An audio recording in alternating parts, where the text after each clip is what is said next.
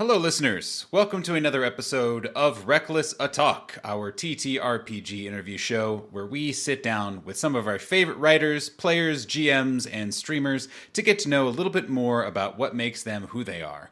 I am, as always, your host, GM Nathan, and this week I am thrilled to speak to tabletop role-playing game performer, game designer, and friend of the show, Kaiya J. Interviewing a friend is, I have found, really difficult. First, I often know a huge amount of what they do and feel like I am doing the show and them and possibly like my soul a disservice by not asking every in-depth question possible. And second, you just kind of want to make sure that you do, as interviewer, everything in your power, even more than usual, to make sure everyone listening is grabbed by their shoulders and shaken, audio-wise, until they understand how freaking cool and awesome your guest and friend is.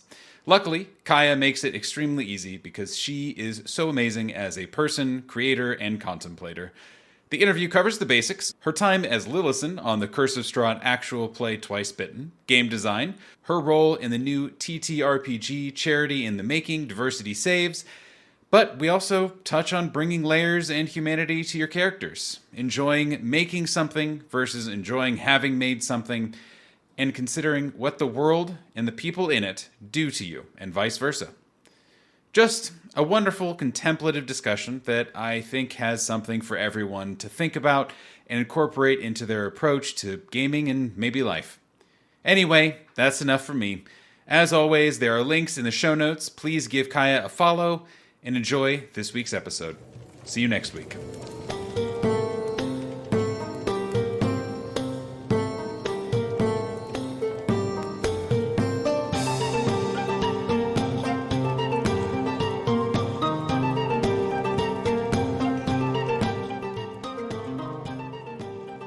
Hello, Kaiya.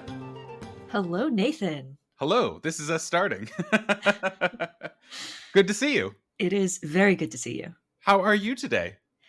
I am currently being beset by the noises of construction over there, which started right after we started recording, and the snores of my cat over here, which also started just now. So, A beautiful cacophony of life surrounds you. yes, and the most mellifluous sound of them all is your voice coming through my headphones. Wow! Thank you. Starting off the interview by buttering up the interviewer is always a correct and good call. Well, Kaiya, before we start talking more about me, which is obviously what we're here for, let's be sure to let everyone who's listening know who you are. Please introduce yourself to our beautiful, beautiful listeners. Hello, I'm Kaiya. I am known as Mirror_Lock on many places, including Twitter, Twitch, and Itch. I am the creator of several solo journaling RPGs, including Her Odyssey. And I am also the player of Lillisen on Curse of Strahd Twice Bitten, which is an actual play which is now over, but for some reason people still want to get more content from People are still talking about it. It's been very cool to really like dig back in and see. Yeah, it's been almost an entire year since that show wrapped up, and I may or may not be working on something for that 1 year anniversary. Oh, interesting. He says, jotting things down in his notepad application over on the side here. But yes, it is so exciting to talk to you. We have known each other in the space basically since I came into it. We being Reckless Attack, not you. So it's lovely to finally fully complete the circle of friendship by making content at the same time together, which is the true mark of any good content friendship, obviously. Achievement unlocked. Mm-hmm. Exactly, precisely. But let's not, we can't be talking about our recent past, our personal past, without really delving first, of course, into your past, Kaiya. So we're here nominally to talk about tabletop role-playing games and all the things that kind of go along inside of it. So for you, I would like to start the same place that we usually start, which is, Do you remember how you first got into tabletop role playing games? And not even got into them, but was kind of introduced to the ephemeral concept that is TTRPGs? There are a couple of different starting points I could Mm-hmm. talk about. There is a long lost little 10-year-old girl who was sitting in Borders by herself while her mother was off at the mall and just leafing through all the 3.5 splat books, you know, hoping for somebody to play with someday. Um, I think my first real game of D&D, and it was D&D, was probably when I was 12 or 13, and some of my friends from summer camp were getting together for a few days over the summer, and one of my friends had an older brother who was really cool and played D&D, and I so he mean, like offered. all the cool people play Yeah, tabletop yeah, role playing games yeah, classically. and he offered to run a one shot for his little sister's friends, and we had a very nice little adventure, and then that was it for a couple of years until my high school person I was dating at the time um, introduced me to Magic the Gathering being held at a local game store that had a giant D&D game in the back room. Like, I'm talking like 20 players. Like that was one game. That was one game. Whoa. I don't know how the DM managed to pull it off, but that's when I learned the rules.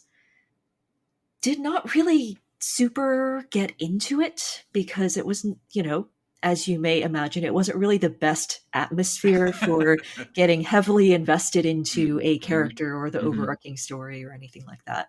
So I played with a couple different groups of friends, a couple of little mini campaigns here and there over the years until I want to say 2018, in which I joined a campaign that a friend of mine was playing online just in order to observe it, just to start. And then after the first session of observing it, I went to the DM and said, "Hey, if you ever have an opening in your game, I understand you have 6 players right now, but if you ever have an opening in your game, I would love to join." And she was like, "Oh yeah, cool. You want to play a cleric? Like we need a cleric." And so that is how I became the 8th player to join a game Oof. because there was another observer who joined at the same time I did, and that was just a blast because that was the first time that everybody was there in order to play a Yeah. game of D&D rather than this is the thing that we do with our buddies every Friday night Yeah. where we're Right. just chilling and stuff like that. D&D being like a background activity to hanging out as a group of friends. Yeah, got it. Right, yeah. And, no shade against all of the Friday night campaigns that are just getting Yeah. together with friends and chilling, but the amount of just passion and depth that these people put into the story arcs they wanted, the symbolism that they were latching onto. I know for a fact that one of the other players in the game had a backstory of 120 something pages on Google Docs. Whoa. It was a thing. So And was this like a totally homebrew game slash world, or were you playing through something? I think it was very, very lightly modeled on just various aspects of 5e. I know Orcus was the big bad, but it was a homebrew setting. It was, as far as I can tell, a homebrew plot. Lots of people's backstories got woven into the overall Mhm. plot, so the DM was doing a lot of front end work there. It was, if it was not homebrew, it was well homebrew enough to count as a Yes. homebrew situation. Got it. Yeah. Yes. And so for you, it sounds like you getting into a group was kind of the like turning point for you of like, yes, tabletop role playing games. This is for me. I'm interested in this. Do you remember like what specific kind of part about it really like grabbed you? Was it just the kind of the performative part? Was it the themes and kind of the drama, or especially in those early days, what was the thing that kind of turned the engine on for you? Um, I would say that in the early days, it was more about escapism for me. Just, you know, teenage me Yeah. going like, ah, yes, I would like to be a mystical elf living in the woods, researching magic. But in the period of time between when I was playing D&D with friends in high school and when I discovered that you could do this like super seriously online, I got heavily into LARPing. Hmm. And I'm sure I'm going to go into my bigger LARP spiel a little later on, but the depth of feeling of getting into your character in LARPing and the complexity of character arcs and just like plot twists and stuff in general Yeah. in LARPing was something that I had gotten used to. And it was something that I hadn't had before in my tabletop role playing campaigns, where it was much more a, monster, smash the monster, Yeah. net loot type thing. And so finding out that I could bring all of that psychological depth into TTRPGs with the right table, with the right setting, was really interesting to me. So something that is very consistent with a lot of the stuff you do, and you do a great many things. You do game design, you're a player, you do all kinds, a writer, and oh my gosh, I was going to say sarcastically something along the lines of thought leader or something, but I couldn't find a medium douchey way to say it as a joke, and my brain only came up with actually douchey ways to say it.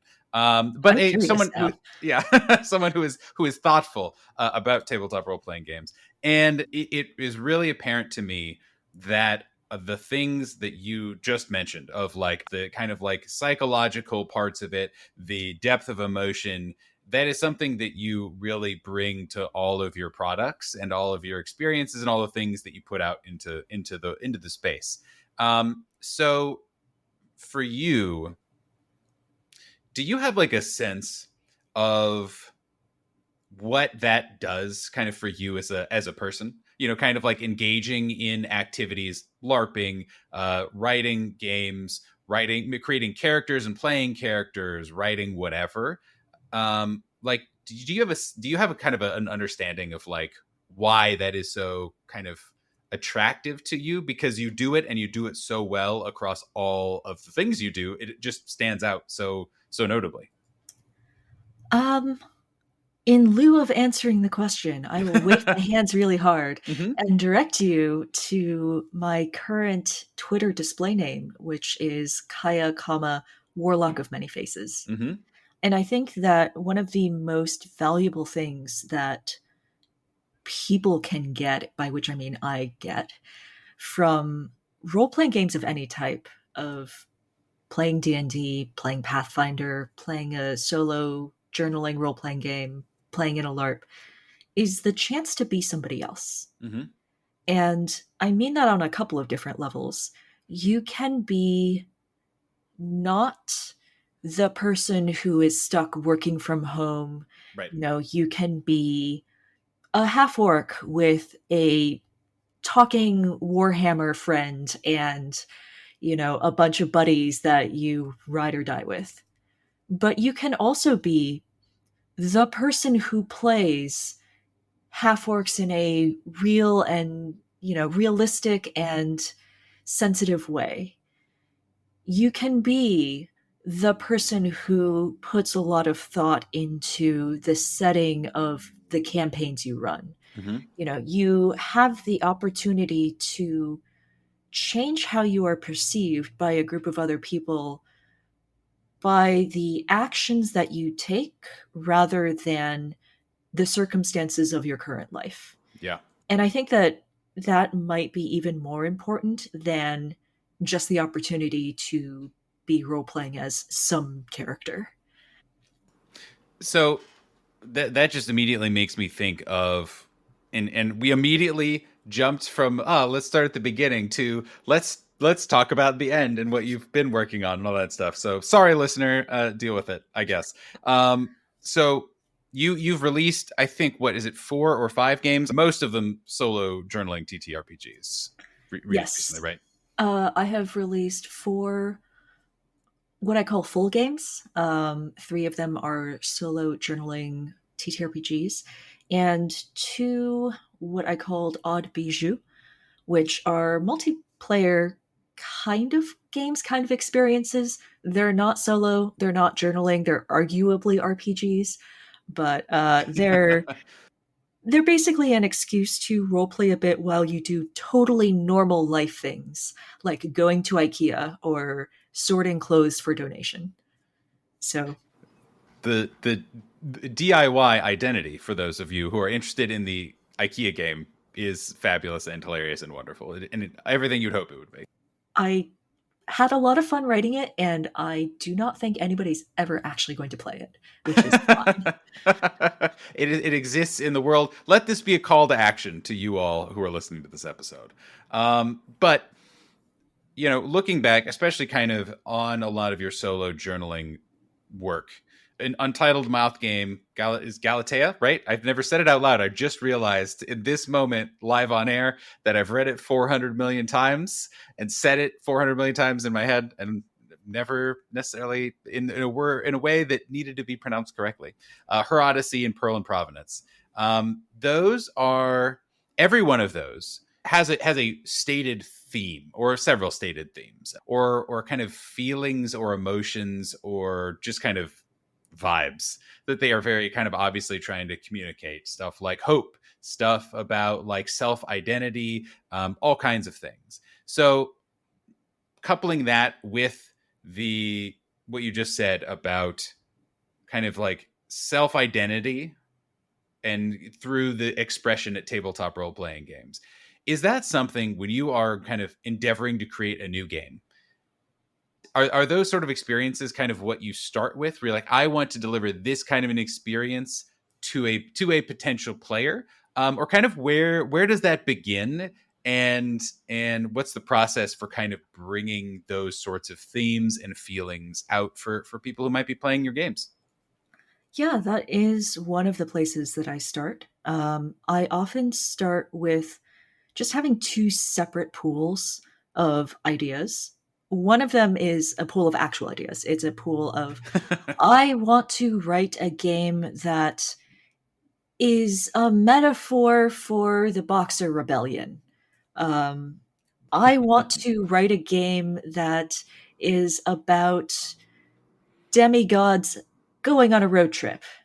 I want to write a game that is about dignity facing the end of life, Mm-hmm. whatever it might be. Yeah. Um, 2 out of those 3 examples are real games I'm working on. And are those things that you are personally, this is a kind of maybe too much of a blanket question, but are those often things that you are kind of personally working through or thinking about, or are they just kind of topics that you find interesting and want to kind of put forward to other, if that distinction makes sense? Yeah, they are things that basically hook onto my brain and Hmm. don't really let go. Yeah. They are not always things that are of deep personal significance to me. Um, when I was just sitting in line at the DMV, I was giving myself a little challenge of brainstorming as many possible hooks as I could, and that was where I got the idea for the demigods going on a road trip, because I was at the DMV. But if I can't stop thinking about one of them, then I think it's a good idea, and it goes Yeah. into that pool. Hmm. The other pool of ideas I have is it comes from reading a whole bunch of SRDs and thinking about a whole bunch of different ways that mechanics work Yeah. and could interlock with each other and could be broken apart. And basically, the rest of the time, I'm just sitting and sort of taking an idea from this Hmm. pool and a mechanic from this pool and seeing if they stick together sufficiently. Hmm. And most of the time they don't, but occasionally they do. And then I put it on my list of projects to work on. How robust is your current? I have to ask, as an interviewer and maybe concerned friend, how robust is your current list of projects? Okay, hold on. I'm going to check. I haven't updated it in a Mm, few weeks, so feels like a concerning start, because I can tell you I have a certain number of projects, but I like to do that just off the top of my head. let's see. Well, like I said, I haven't updated it recently, but there's 34 on the list, and I'm estimating about 3 that I haven't put on there yet. Yeah, that was what I was. I'll say afraid of. I'll use that word choice. That's fine. That's a fine word choice. But I think that without even having spoken to you about, kind of your process, that was what I imagined it to be. Of like, yeah, just like, here's the idea. Here's a bunch of mechanics. Do they mesh? Let's see where that goes. So do you?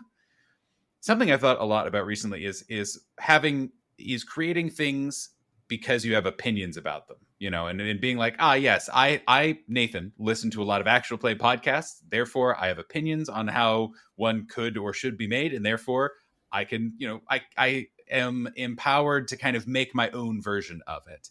And obviously that strikes me as you read a lot of rules and try to consume them and take them apart. So how did you get into the practice of, like, at what point did that kind of become an interest, a hobby for you? And was it even before you were thinking about making your own game?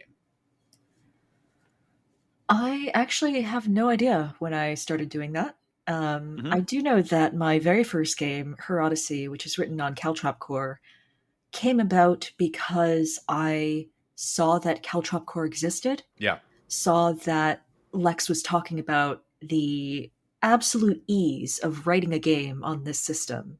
So I downloaded it and I took a look and I thought, okay, this is a very, nice and easy and approachable way to make a game. And I don't have any ideas for one. So I'm just going to, let it sit. And a couple of days later, I was taking a shower and all of a sudden, just this entire other mechanic barreled into my head and linked up with the Caltrop core system. And I thought, all right, well, I'm going to have to get out of the shower and dry myself off and then go rush off and, write out this wonderful idea that I've had. Um, for a while after that, I was looking at other SRDs because I had ideas that I thought would fit better in them, but I never actually found one that I said, I will use this for my next game. Yeah, right. What I ended up doing was just collecting a very large set of SRDs of, I'm going to write a game for one of these someday, I guess. And then when it came time to examine one of the ideas that I had for the content of a game, I kept on going like, well, I can use this SRD, but I'm going to have to change this about it. Yeah. And I'm going to have to change that about it. And maybe I should just like mush these two together, like completely, which is what I did for Untitled Moth Game. It is a Breathless and Carta mashup. And I don't know if that is the thing that I cannot say yet because this is going to be aired too early for Oh, the public knowledge. see that now. See, that's what they call it in the biz, a teaser. Yes. Is stay tuned. Go follow Kaiya on all the socials. Links in the show notes, et cetera, for deep secrets and whatnot. So, and again, I know we're jumping down, kind of in different directions, and I'm personally fine with that. But um, another thing that I was really interested in kind of getting your thoughts on when it comes to designing games for you personally is that I think, not proportionally, because you have the old Baju games, but in terms of kind of excluding those, you do a lot of solo journaling games. And I was hoping that you, as someone who has written many of them, could you just kind of first of all tell someone who might be interested in that genre of game a little bit about what it is? Yeah. A solo journaling RPG is a game that you play by yourself with the game providing you with prompts or choices or things to think about. You consider what the game sets in front of you, and then you write down in your journal, usually in the form of journal entries or writing as a character that you're developing, what the results of your choices or experiences are, how your character feels about them, what's happening to them. And this can span a whole bunch of different genres. There are the Wretched and Alone games based off of the Wretched and Alone SRD, which are based off of a Jenga tower as a mechanic. And so the games that are produced from it are usually games where you are clinging on desperately to hope, knowing that disaster in the form of the tower Hmm. falling over is likely right around any Yeah, corner. like literally includes a Jenga, like you're playing with a Jenga tower, and like you have to pull out different ones depending on what happens. It's a cool Mhm. system.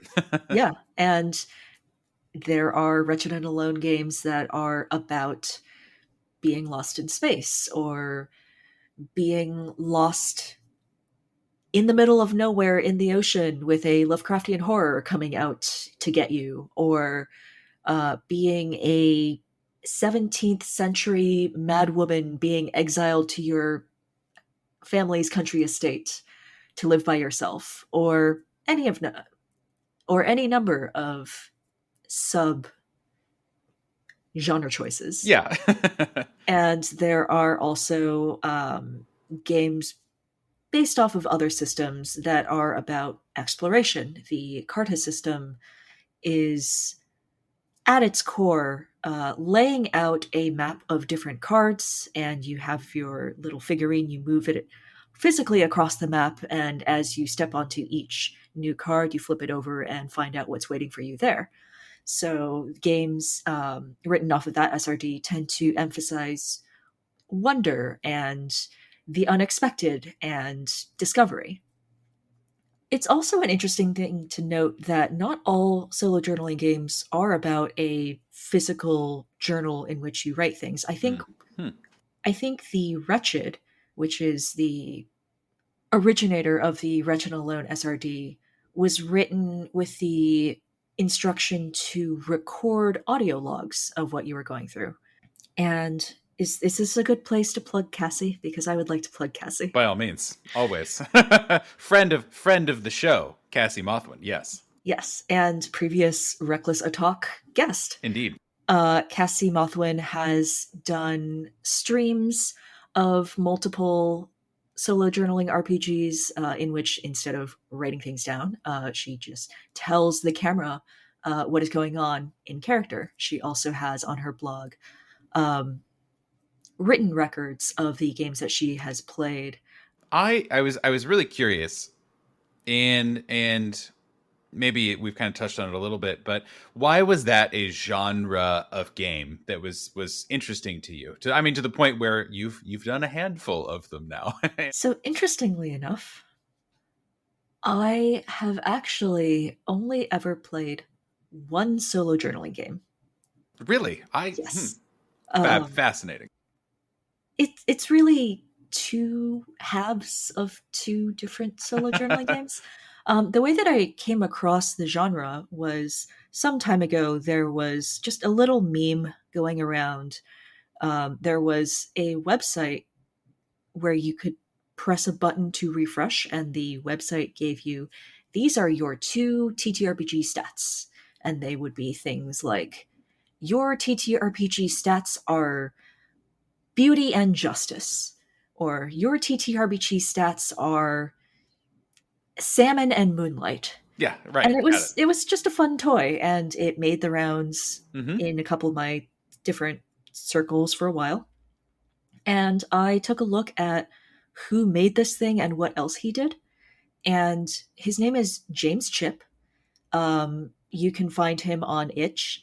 And I saw that he had written a solo journaling RPG called, just going to double check this. I do not want to give the wrong name here. The Queen Returns. And I downloaded it and I looked at it and I saw that it was based off of another game called Princess with a Cursed Sword. So I downloaded that and I took a look at it and I said, this looks interesting. It looks like I could actually mash these two together to be a two-player letter writing game. And so I pitched that to one of my LARP friends who had been on a letter writing LARP kick for a while. And It's a so very specific sentence you just said, but like, I'm with you. I'm following. so we played these kind of as solo journaling RPGs, but we were writing physical letters to each other, like sealing them with wax stamps. One of these games is about a queen who has left the kingdom and is not returning and is greatly missed. And the other one is about a princess who has been exiled with a cursed sword to do a thing and then maybe come back after she does the thing. So you can see how these fit together very easily. So I was writing as somebody left behind in the royal court, and my friend was writing as the queen slash princess who had to leave with the cursed sword, and we just wrote letters, and it was great. It was not exactly a solo journaling RPG experience because we were bouncing off of each other. We were coming up with setting details and building things up. So I count that as playing half of a solo journaling RPG. Hmm. The other half that I've played is once again, I'm going to plug Cassie. Cassie's upcoming game, Tangled Blessings, which I playtested in the two-player mode.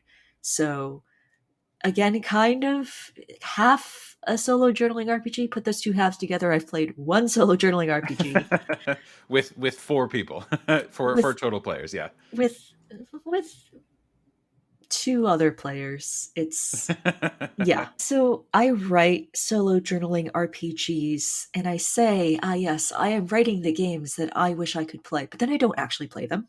I mean, So, tales old as time. yeah.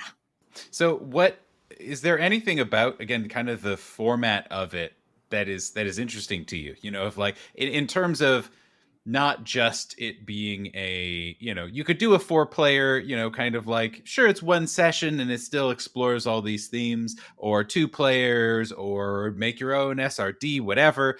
But especially, I guess, for someone who is interested in it, what makes that your paintbrush of choice? Or a paintbrush of choice, I should say. It is kind of an interesting outgrowth of the LARP writing philosophy Hmm. of you have a story to tell and you don't want people to just read it in story form. You want that story to happen to them. You want them to Hmm. experience the story. You want them to have more or less of a choice in how it unfolds. And you want it to be slightly different for each person. So for me, it comes from much the same place as the part of me that wants to write a beautiful short story and put it out on the internet, but also get people invested in that story and give them a Yeah. hand in making that themselves. So, in a way, it's a very selfish place that this comes from because you can tell people this is a story worth experiencing Hmm. that I have written and am putting in front of you. And usually when they play it, they will in fact find that it is a story worth experiencing because they are so personally invested in Hmm. how it went. And then you can just sort of reap the rewards of like, ah yes, I made this thing. That really part of the credit for that always goes to the players. I've seen players make beautiful things out of solo journaling RPG rules that I think are very kind of bare bones. And I have seen players make the best out of games that are written so restrictively that you can't really bring more of yourself into them. Hmm. Um, I'm still trying to figure out the sweet spot in the middle myself. Yeah, right. Yeah. I mean, I would imagine that that is going to be a moving target for a while, certainly. So, what is the experience as a creator to hear that feedback that aha, I did create something that you interacted with and brought you joy or tears or contemplation or whatever? It's a surprise every time because I am deeply, deeply of the belief that the vast majority of people who get my games are going to look through them and think, ah, that would be fun to play sometime, and then put it on their virtual shelf and never Hmm. actually play. So for a while, I was saying, I am designing games not for the people who are actually going to play them, but the people who are thinking about playing them, Yeah, definitely. which I guess is not actually a healthy way to approach game design. Uh, Well, I mean, we started out making the show of like we are making the show that we like, and if people listen to it, cool, great. But like mostly, we're doing it for us that we enjoy it. So it's on the same spectrum, at least, in case that yeah, is helpful to hear. yeah. And so every time I hear from somebody who has actually played, there's a part of me that says, "Oh, I really want to see your Oh yeah. journal, your log, because I am very invested in what direction you brought this." And there's a part of me that says, "Oh, I really want to see your journal and your log because I do not believe that you actually sat down and played my game. Yep, yep. I get. Show I me the see that. evidence." Yes, and every time somebody actually does share their journal with me, it's always a vastly different experience that they went through. It's different from the other journals from the same game that I've seen, and it's different from the sort of prototypical experience that I had in my head while I was writing it. And they never cease to fascinate me. And this is an open call. If you have ever played one of my games and you want to share your journal, your resulting journal with me, just tag me on Twitter, tag me on Itch. I absolutely want to see.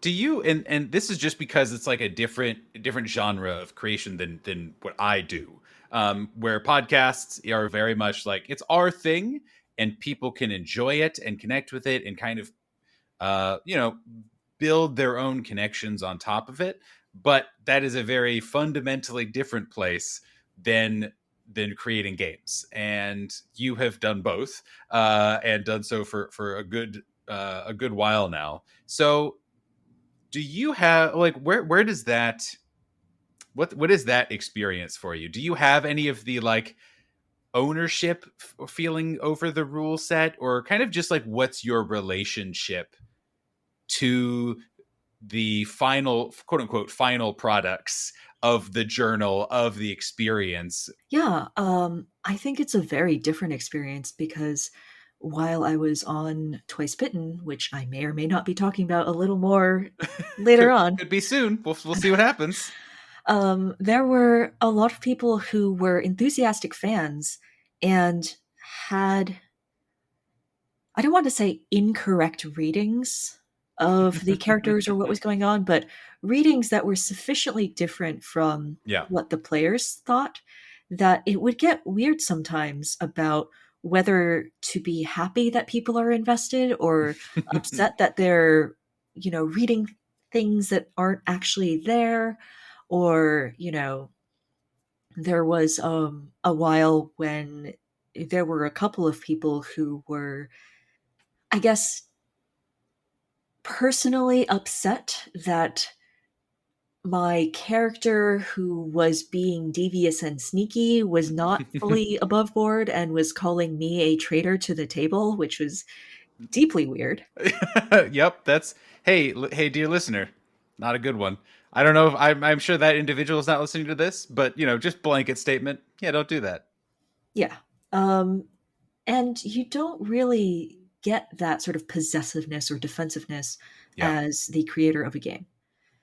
Because you go in thinking, I want to set up this framework and create the space for the people who are going to be playing it to make their own stuff.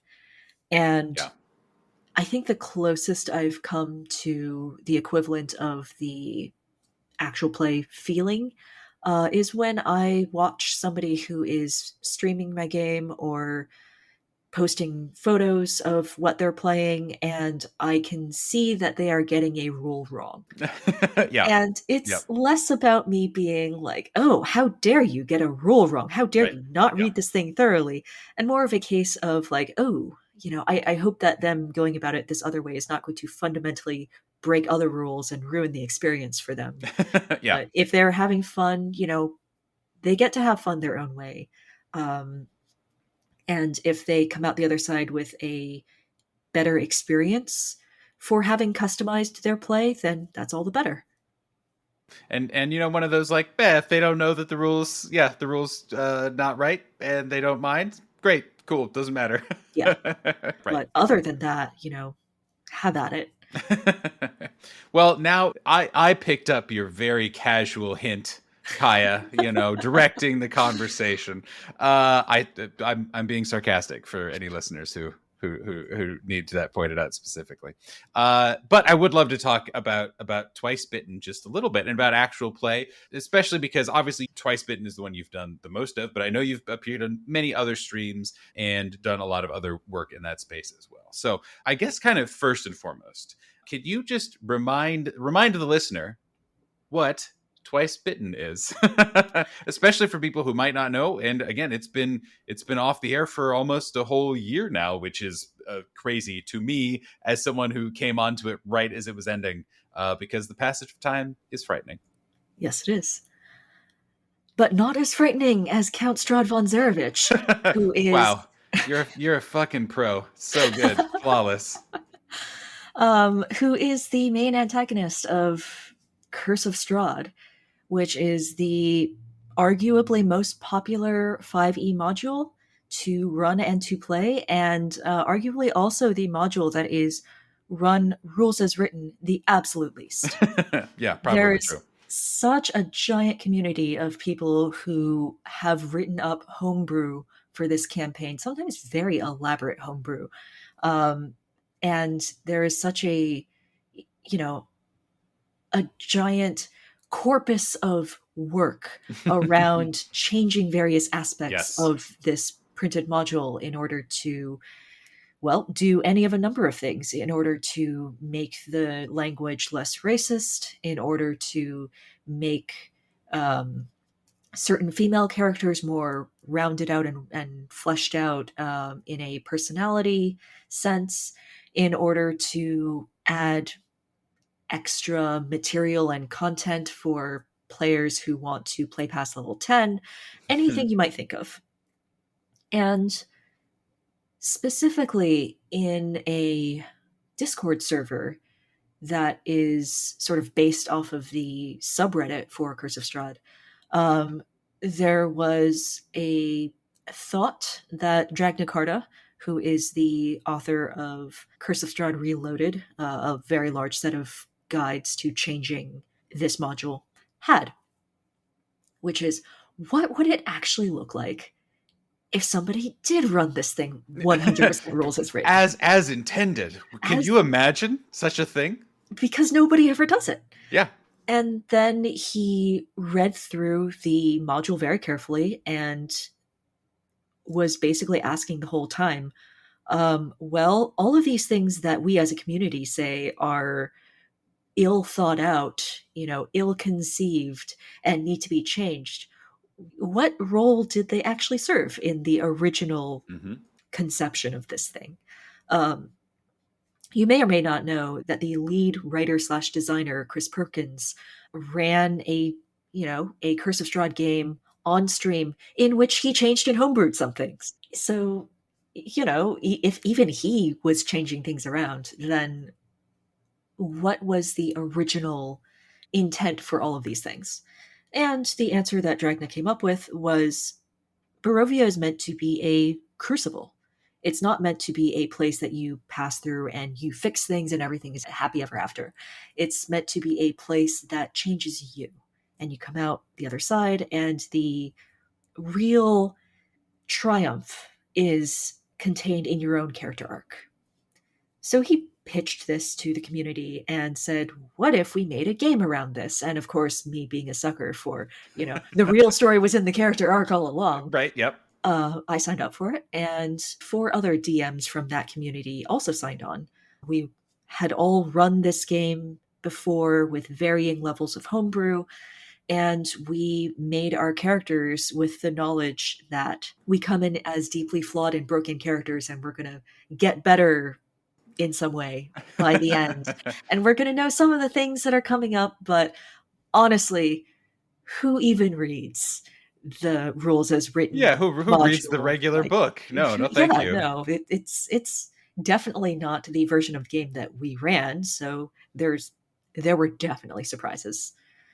I think that the extent to which Dragna tweaked Twice Bitten was basically there was a an Adventurers League rule that he pulled in, which is still technically, a True. Wizards of the Coast printed thing.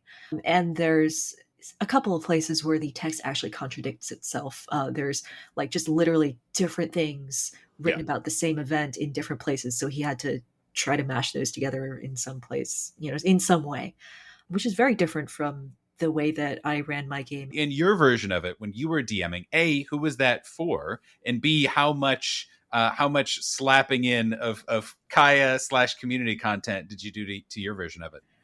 Yeah, I basically pulled out 60% of the written content and just threw it away. There was a And Strahd there. there It was there named was Barovia, yes, and and yeah, yeah, other and things happened. oh, so many other things happened. I pulled in things from the PC backstories that my players handed to me. I had one player who wanted to be from Ravnica, the Magic the Gathering setting. Hmm. And so I basically said, cool, there is now a previous group of Selesnyan adventurers who came through Barovia 25 years ago. And you're going to, find the results of what they did now that they're all dead. Um, there Because of was, natural causes, it's been 25 years, obviously, right? yeah, natural causes. Vampires are part of nature. Hmm. Um, there was a player who had a backstory connected to the elven gods. And so I substituted some. I'm going to try to avoid spoilers, but I substituted some of the things in the place with so many things in it, with Hmm. one of the corrupted elven gods who had come in 800 years ago, and she became a secondary antagonist, who was also, instrumental in shaping the backstory of yet another PC. And so, yeah, there was just this entire other plot Yeah, right. that was sitting in the place of where the plot would usually be. So going in, you mentioned that you jokingly like who reads the actual book. There's so many little bits and bobbles, and it is so sandboxy. Having played just a little bit of Curse of Strahd myself, it is just like, I don't know, wander around, there's terrible stuff everywhere, it's all horrible adventures that is Mhm. gonna kind of poke and prod and maybe ruin you. So going in, and this can also be a kind of broader question about kind of how you create characters. Going in, knowing Curse of Strahd in as much as you did, having run 40% of it, how did you go in creating a character for that? And like, what were your goals, I guess? Knowing it was a show, knowing it was going to be for rules as written, Curse of Strahd, knowing, kind of like what little you knew about what it was going to be, all of those things kind of coming together. So, actually, at the very beginning, we were not intending it to be a show. Oh, Like, got it. we were streaming it, but we figured that it would only be Hmm. other people in the Curse of Strahd modding DM community who would watch. And I don't know if any of us would have changed anything about our characters if we had known, oh, this is going to get out to a wider audience. But I think the transition was fine for me because I actually brought in a character that I had before Oh, and cool. that I was already familiar with.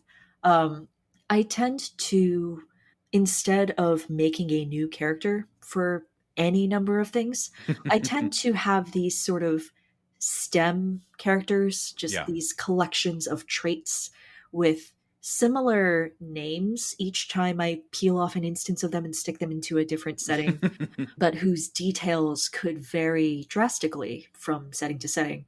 I have a character who is generally a 40-year-old academic slash mage slash socialite slash, these collections of traits that Yeah. are sort of, refined, high-ish society, really dedicated to finding things out, and do not trust her with your life.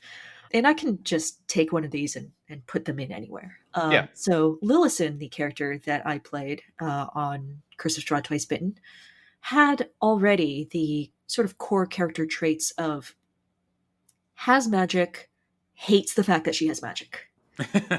trying to be a rogue. Um, and in the original few incarnations of her, it was because she wanted to get away from her parents and was coming up with a whole new identity for herself. For Twice Bitten, when we were given the character creation brief of make somebody who is flawed or traumatized or, just not a good person, Yeah. um, I flipped through the player's handbook and found the line in the sorcerer flavor text that said if a sorcerer does not use their magic regularly, often it will just like burst out and do chaotic things by itself. And that connected with my core Hmm. idea. And that's where I got the idea of somebody who can't control her magic because she didn't even know she had magic until terrible things happened. And at that point, she had to deal with the fact that she was a terrible person who had made terrible things happen. So that, yeah, that was my starting point. So we start there Mhm. and then play for what was it? 53 episodes, including the epilogue. It was meant to be every week. We had to start skipping some weeks, especially near the end, especially because we ended near the holiday season, and you know what holiday seasons do to actual plays. Yep. So a little bit about Lillison as a character and the contentiousness sometimes, I guess, that she would bring out. I don't know. There's a lot of words, obviously, playing Mhm. one character for 50 some episodes. What I'll ask you as the creator and purveyor of Lillison, what were some adjectives, maybe some of the less nice adjectives to describe your character, but keep it inclusive, I suppose. Oh, less nice attitude. I mean, she's not a good person. Yeah, right. Like that's easy. She crucially does not think that she herself is a good person, Mm-hmm. which makes all the difference sometimes. Yeah. Sometimes you have players who are playing characters that are really not doing nice things, but they think everything is justified, and Right. that's just a pain. Right, Uh, but in the classic kind of like, your villains should think they're the good guys and blah blah blah, but it's fundamentally different to be like, no, I think I'm a bad person.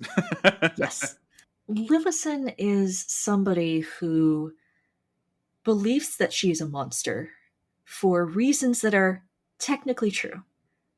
She has killed people in the past, both accidentally just because of who she is, and on purpose because her father, who is a spy master, is also not a good person Yeah. and is training all of his children to be ruthless and effective individuals. In a very politically palatable way, though.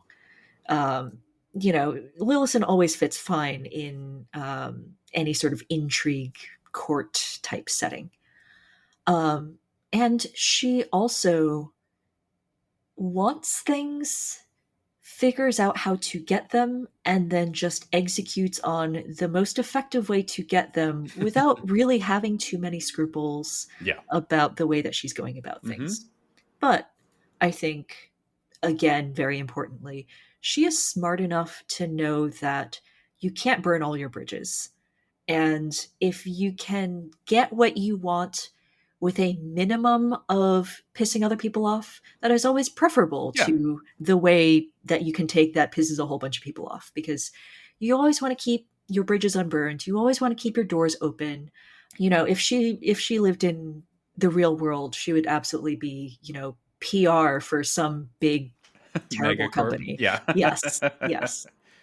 So go, you guys kind of got the missive and kind of the shared understanding of we're making characters who are, again, who are broken, who have challenges, have darkness, have whatever, right? And that was kind of the assignment. And you leaned in and said, ah, yes, and yes, and then continued to play that person for, through the span of the show. And we won't talk about the ultimate fate of your character, but it was, I'll put it this way, it seemed very on brand. How do you go about playing a character like that, who is, very self-motivated, who is very, who, again, whose scruples are negotiable, we'll say, and wouldn't necessarily always align with, oh, I'm a good guy and I'm just going to go, I'm going to save the day because that's that's what good guys do, and also what the adventure dictates. And so, how do you marry that kind of complex character and that kind of anti-adventure character in a lot of ways with an adventuring party and an adventure path? I would say you have to go in before you create your character or in the middle of creating your character, consciously thinking of ways in which you can not be a giant pain to the rest of the Right. party or your DM. Crucially, yes. Yes. Always Like, very important. always go out of your way to think of ways in which they would want to cooperate with the party. With Curse of Strahd, this is actually quite a bit easier Yeah. because everybody goes in with the same motivating factor, which is to get the hell out of here. Yep. Don't be Um, here any longer than we have to be. exactly, yes. And so there's a strong argument to be made of whatever else it is that your character wants to cooperate Yeah. because there's this sort of shared goal. But no matter what setting you're in, make sure that there are a number of shared goals that you can hook your character into. Reasons why your character wouldn't just go off by themselves. Reasons why they would be interested in whatever hook the DM is dangling in front of you. And that could be, your character is not a good person, but they care very deeply about one of the other party members. It could be your character is not a good person, but they care more about getting a specific thing done than about, petty things like, sticking it to the NPC or the party. It could be something like, yes, we are, very much at odds and we have fundamental differences in this party. And I am going to keep adventuring with you to prove that I am right and that Yeah. my method is better. And, I am going to help you in your schemes just to show you that even when you succeed, like, haha, you're not happy with the result anyway. Right. You can do it. There are options, is the point. Yes. And did you enjoy doing that for as long as you did? Like, because that's a tightrope walk, and that's something I've talked a lot about to a much goofier extent on our show with Checkers, the Grung Druid, Yes. who's a force of chaos, and that is Mhm. his whole thing, is that he is, kind of a little bit of a mascot character, a little bit of like lol random kind of whatever, but Jonathan has a tightrope to walk because it's like, no, but like we need to keep the story going and we need to have character growth and you need to be a real person, et cetera, et cetera. But he gets to do it in a way that is still centered on like, and we're being the heroes, right? And Mhm. like, yeah, sure, I joke about not being the hero, but like at the end of the day, I Jonathan still get to feel good about like, yeah, I'm the hero and I'm, helping move the plot forward, et cetera. What was your experience playing a character like Lillisen, where you certainly were still doing like, heroic things in as much as that happens in Barovia, but is a much more intense, somber, personal, and kind of like potentially adversarial is a fine word, maybe, I don't know, you get it, tightrope walk for an extended period of time, like you did. I actually thought it would be much harder than it ended up being, Mm-hmm. because in Barovia, Yeah. everything is so terrible already that you Uh-huh. really can't. You really would have to go way out of your way in order to successfully make anything worse. Yeah. Either that or you just accidentally make things worse, but that's something the whole party can do. Um, it also helps that if you are playing the sort of non heroic who is trying real hard, and not to the sort of non heroic who goes around like screwing things up for Yeah. fun, it gets a lot easier because you can justify any action any way you want. If everybody is helping to save a family from some terrible catastrophe, everybody else could be doing it for like, oh yes, this is the right thing to do, and you could be doing it for like, if we help them, then they're going to give us Yeah. information. We might get some allies later, and that's a very nice, pragmatic, and not pure good way to justify in character the thing that you were pretty sure you were going to do Yeah. anyway. Yeah. Something kind of one last kind of on the subject of character creation. And I've heard you talk about this on some other shows, but it was so lovely and valuable, I think, that I am also asking you about it.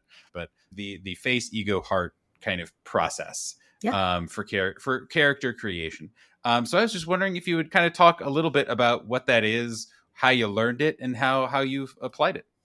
Yeah. So the face ego heart system comes from a LARP written by Warren Tusk called The Dance in the Dawn. And that is a game where you have six players playing Ladies of Ash and seven players playing Lords of Ice. And the Ladies of Ash and Lords of Ice meet for a midnight ball. They dance with each other, they learn more about each other, and they try to find their true love from among the other people gathered there. And as you may notice, there is one more Lord of Ice than there is a Lady of Ash, Hmm. and one of the Lords of Ice does not have a true love who is there, and any wrong pairings that are decided on at the end of the night do not get their happily ever after. And so, if you have a game that is all about finding the one, Hmm. finding the right one for you, it's very important to make sure that the players are portraying these characters in the correct way. Yeah. Right. Um, and so, one of the ways in which the writer facilitated this was writing out these personality display charts. They consisted of the face traits, which are personality traits that you give off just to complete strangers, very casual acquaintances, the very surface of your personality. Underneath those are the ego traits, which are parts of yourself that you might show to close friends, parts of yourself that you show when you're opening up to somebody. And underneath that are the heart traits, which are the most closely guarded pieces of yourself. Often the parts that have trauma or vulnerabilities or deep insecurities, all the parts of yourself that you really don't want to show the entire world and that you will only show in this game to the person that you think is your true love. Very conveniently, a lot of these people are written in this game so that they have complementary Yeah. life Right. experiences and can help each other through their past traumas, and it's very it's an uplifting game for all that it has sort of gothic fairy tale overtones. This system is also incredibly helpful for lots of other Hmm. uses, including TTRPG characters that you expect to be playing over a very long period of time, because you can start out Yeah. just showing a certain set of traits that your adventuring party mates don't really know you. You're not going to open up super deep to them at the beginning, but as time goes on, as you go through more things together, your character can get more vulnerable. They can sort of talk about their real dreams and wishes. They can talk about some of the things that they've been struggling from an early age. And if you sort of set this up at the beginning of character creation, you can foreshadow ways in which your character acts just a little bit off from how they usually do, or, you know, things that are interesting variations of how they want to portray themselves that you can reveal later on, like, this really comes from this other trait or past history that is sort of buried deeper underneath. So do you go in when you're making a character?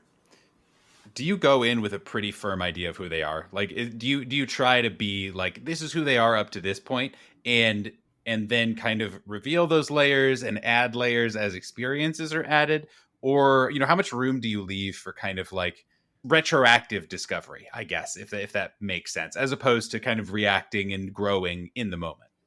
Yeah. I want to say that I have everything planned out from the very beginning, but honestly, it changes like quite a lot. Like, I had my face, ego, and heart written out for Lillisen before we started playing, and after episode one, I was like, all right, well, some of this is just clearly wrong. Yeah.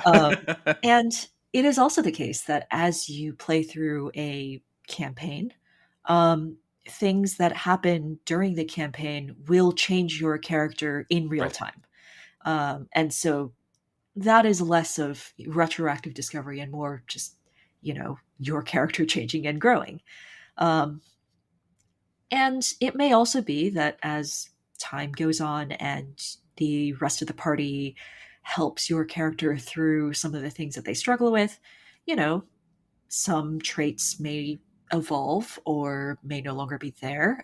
Your character might pick up exciting new neuroses. Um, Fingers crossed. I can certainly confirm that at the beginning of the campaign, Lillisen had no particular feelings about fire. Um, but after burning to death not once, but I think several times, that is definitely a part of her personality now. I had kind of one last kind of overarching question about Twice Bitten, and that is about that it ended. that you got to play this character in this campaign for a year plus, and kind of got to carry it through a whole arc, and also you got to complete a campaign and complete an artistic expression that was consumed by other people, and on a wide scale, not just at a table, or even in a LARP group or anything like that. So now, a year on, how do you experience the whole arc, but also experience having ended it and having kind of this body of work that people reacted to and connected with and had a lot of affection for? It was a huge honor. It really just was this sort of transcendental experience, and it was also a huge stressor. Yeah. Um, Having finished it feels way better than it did while we were all in the middle of it. Got it. Yeah. Yeah. And that's something to keep in mind for anybody who is trying to make something episodic, whether you are DMing for just a group of friends at your table, whether you are making an actual play, whether, even whether you stream video games. It always, always, always feels like way more stress and work while you're in the middle of doing the work, and you have to think when you're embarking on something, do I actually want to do this thing, or do I want to have done this thing? Mm-hmm. And if you don't want to do the thing, then consider not doing the thing. Yeah. Right. I'm sure I do not actually have to say this to you, Nathan, DM of, the critically acclaimed actual play Reckless Attack, but um, there's going to be parts in the middle where you seriously consider quitting. And there's going to be parts in the middle where those around you are going to be telling you, like, this thing is really taking a toll on you. Have you considered not doing it? Right. And you have to evaluate at that point, do I think that the end product, if I finish this, is going to be worth what I put into it? Or do I think that this is just sunk cost effect? Am I throwing bad time after good? Um, there were quite a few moments in the middle of making Twice Bitten where I thought it would, just not be worth it. Mm-hmm. When the stress and the time commitment and the audio editing and coordination and everything just felt like a lot. And I am proud of having finished the thing. I understand why a lot of people were disappointed that we teased a Rime of the Frost Maiden campaign afterwards with the same people and then ended up canceling it. Um, but I do not really understand anymore why anybody would have wanted to watch that. Like it sounds horrible. But you know, I am glad that the group made a thing. I Mm-hmm. am, proud of the thing that we made, and I do not ever go back and re-listen to it. Mm-hmm. Um, and I think that this might just be the same for a lot of creators when you are done toiling over something, you really just need to not be in the thick of that Yeah. anymore. Yeah. Makes plenty of sense to moi. So, do you at this point, and not even necessarily in terms of what you're interested in doing more of or spend your time doing or whatever, but more on like kind of an identity level, and like when you look into the magical TTRPG mirror, do you see a player? Do you see a kind of keeper, storyteller, GM? Do you see a writer? Do you see a designer? Or some combination thereof? Like what does it feel like that you are? uh why not all?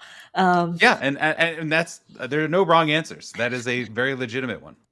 yeah, I think at the moment I'm seeing mostly a designer.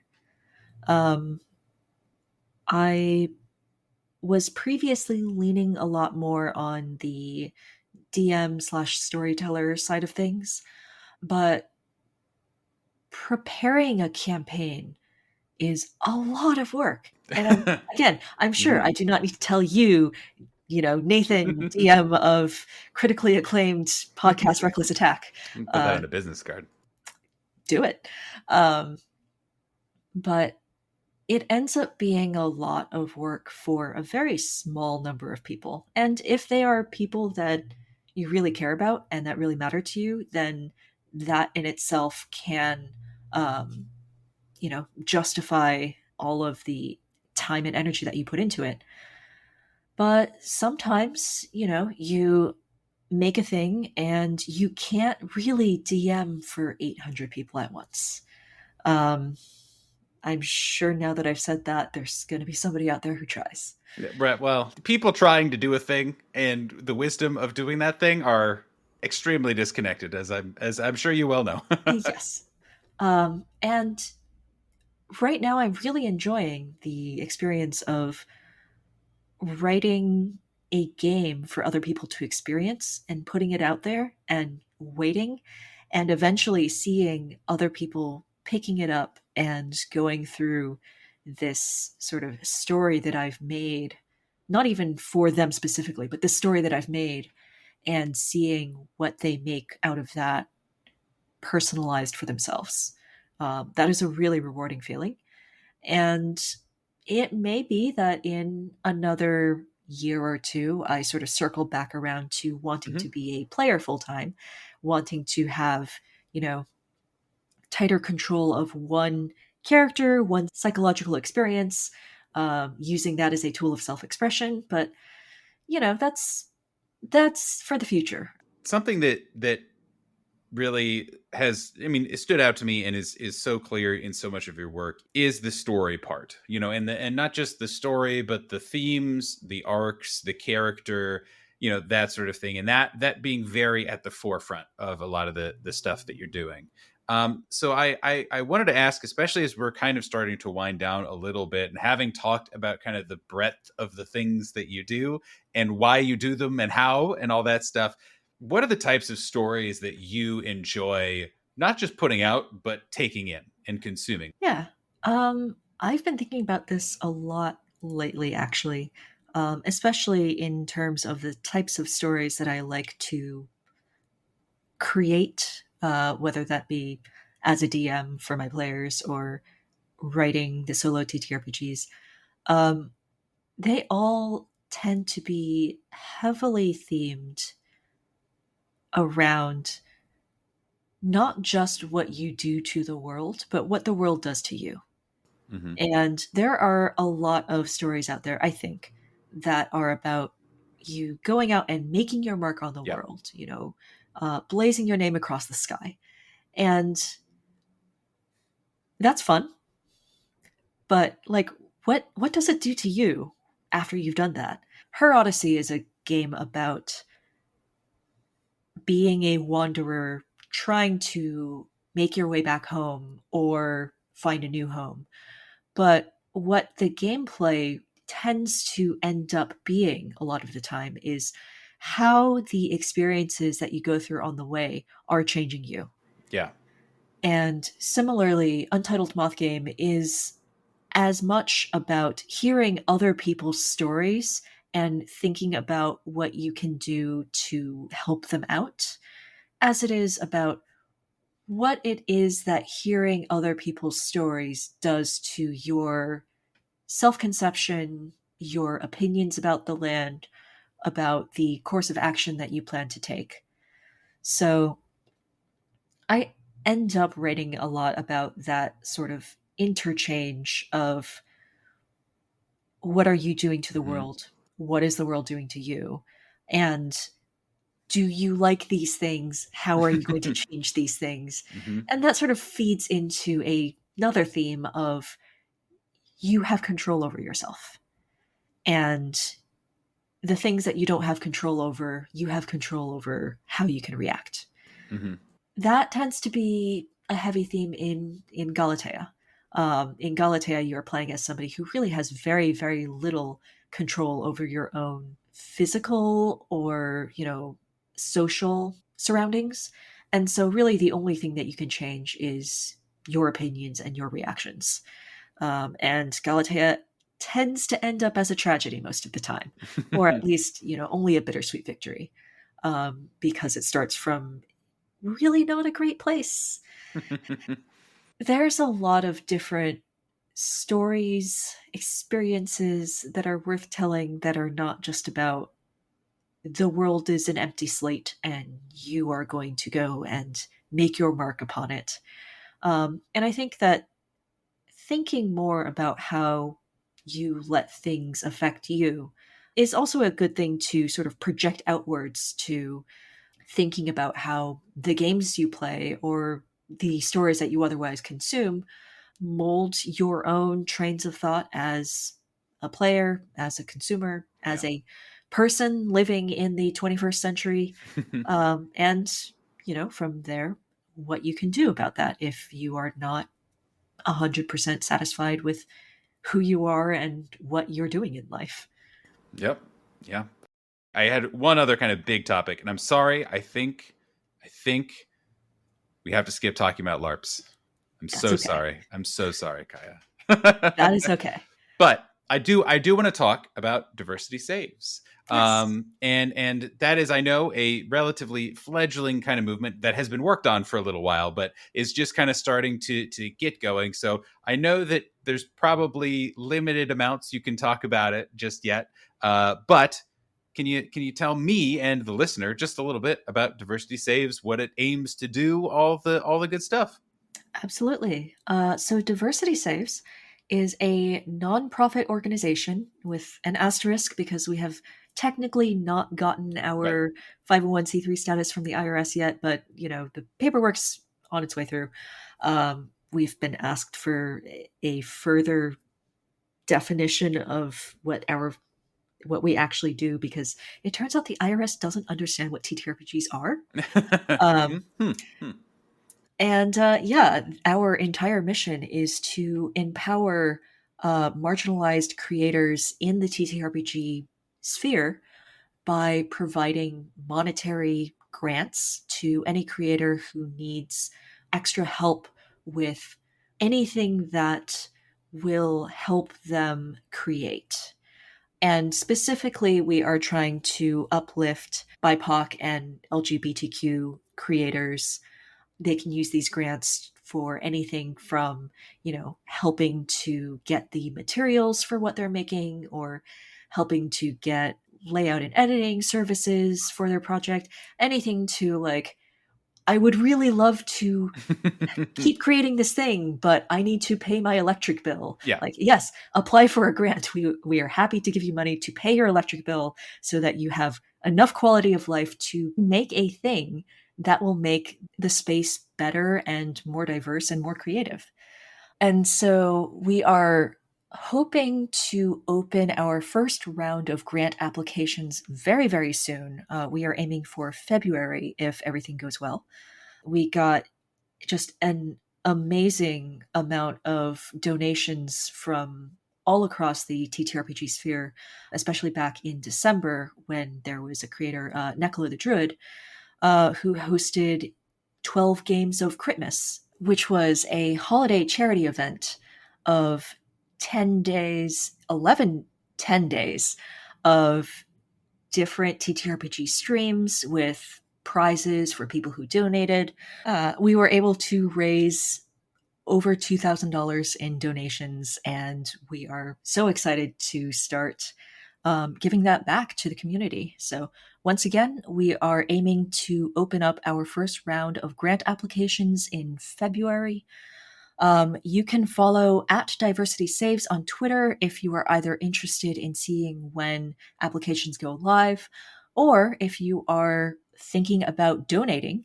We have a handy donation form on our website at diversitysaves.org. And Links in the you can, description. yes, and you can also donate anonymously or set up a recurring donation. We have a roster of just very talented and dedicated people working on this project, and I'm just so honored and grateful to be working with them on something that I firmly believe will help make this space better. Yeah, and and again, super encourage everyone to go on the website and learn more. It's very well put together. It has a lot of the basic tenets as well as kind of the grand sweeping ideals there. Again, there'll be links in the description. But for you personally, why was this something that you felt strongly enough not just to kind of get involved with and support? Right, you could run games, you could support in lots of ways of making sure that the stories get told, all that kind of stuff. But I think you're a VP, right? I think, and board member. What kind of prompted or inspired you to not just support it and not just be there and that, but to be, kind of a core member and something that you're spending real time, real talent on? Well, for those who might not know, because this is in podcast form, I am a first generation Chinese immigrant. And really, there is there is a growing amount of sort of stories being told from a cultural background from outside the Anglosphere. Mm-hmm. And there's even less out there about the experience of being somebody in a cultural context that you're not from. And I feel strongly about both of these things.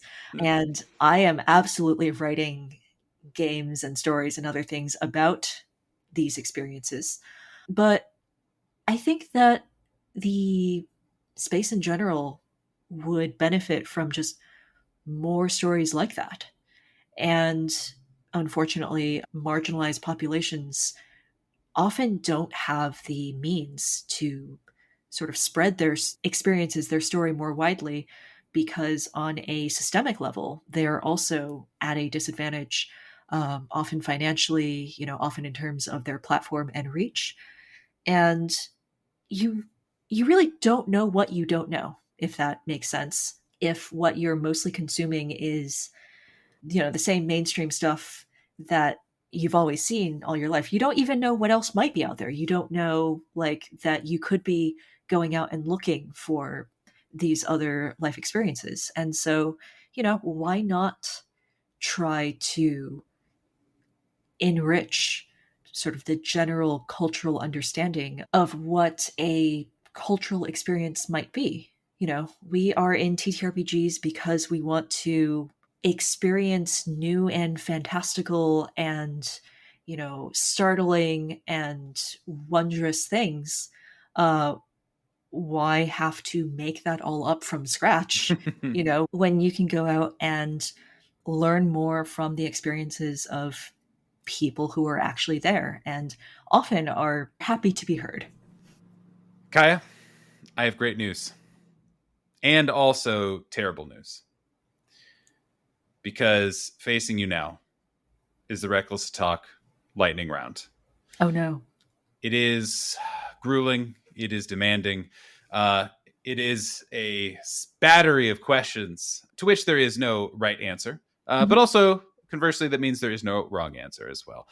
We give the same questions in the same order to every single person who has been on here. You can go on for as short or as long as you like. If it is one word, super awesome. If it is 5 minutes, super awesome. I will try my best to just shut up and let you answer questions. And otherwise, we'll just try to stay out of the way. Kaiya, are you ready I am for the lightning so round? I am so tempted to try to give wrong answers consistently. I mean, again, it is wrong only to your heart, not to the format. I'll put it that way. Um, Okay, I guess. I so guess I will be minimally truthful. whatever you can't live with is the only wrong answer. Okay. Question one: is Yes. your glass half full or half empty? It is absolutely half empty, and it is only getting emptier because everybody should hydrate. What excites you creatively, spiritually, and or emotionally? Innovation. I love just seeing new things. I love taking things apart and looking at how they work and seeing if I can mash them back together. I love seeing when other people have done this and taking notes. Um, Sometimes innovation produces things that are not great, and you should take notes from that too. Mhm. What does not excite you creatively, spiritually, and or emotionally? Propaganda. What is your favorite sound? That's really tough. Um, I am going to say the very nostalgic sound of AOL Instant Messenger. Somebody on your friends list signing on, that door creaking open Oh sound. my god, straight to my heart. Yes. What sound do you hate? A revving motorcycle, especially at 1:30 a.m. Also, straight to my heart. What is your favorite word? Precarious. What is your least favorite word?